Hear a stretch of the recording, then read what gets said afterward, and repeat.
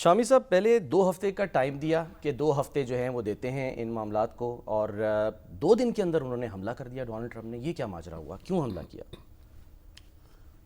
دیکھیں جو اسرائیلی لابی ہے وہاں اور نیتن یاہو اس پہ لگے ہوئے تھے کہ امریکہ جو ہے اس کو گھسیٹ لیا جائے اس جنگ میں.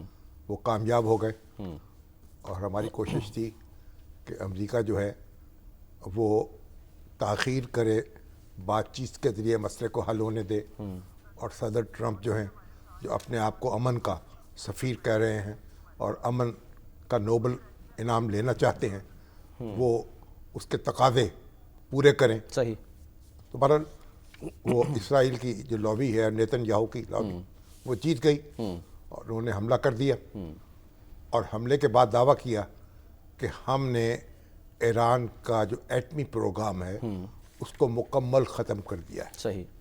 اور اب یہ حملے کی تفصیلات جو آ رہی ہیں کہ جہاز جو ہیں اڑائے گئے وہاں سے سر دو طرح اس سے پر بھی ہم آتے ہیں ڈیٹیل میں، کیونکہ تازہ ترین صورتحال اگر پہلے اگر اجازت دیں معلوم کرتے کر ہیں. لیں. ہاں تو اب وہ اس کی تفصیلات بھی بڑی دلچسپ ہیں اور افسوسناک بھی ہیں.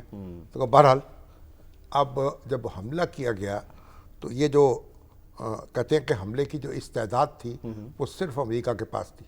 صحیح. امریکہ کے پاس ہی وہ بم ہیں جو اتنی گہرائی میں جا کر کسی تنصیب کو نشانہ بنا سکتے ہیں. بالکل 60 میٹر گہرائی میں. اور اس میں جو ایک ان کا بم ہے 13,000 کلو گرام، GBU-57 MOP. یہ کنکریٹ میں 18 میٹر اور عام زمین جو ہے اس میں 61 میٹر تک اندر گھس کر تباہی پھیلا سکتا ہے. اب یہ بڑی دلچسپ بات یہ ہے کہ جو فردوں کی تنصیب ہے اس وہ زمین سے 80 سے 90 میٹر نیچے ہے، زیر زمین، پہاڑ کے نیچے.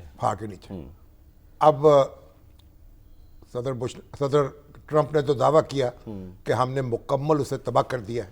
اوبلیٹریٹڈ کا لفظ انہوں نے استعمال کیا، مکمل صفایا.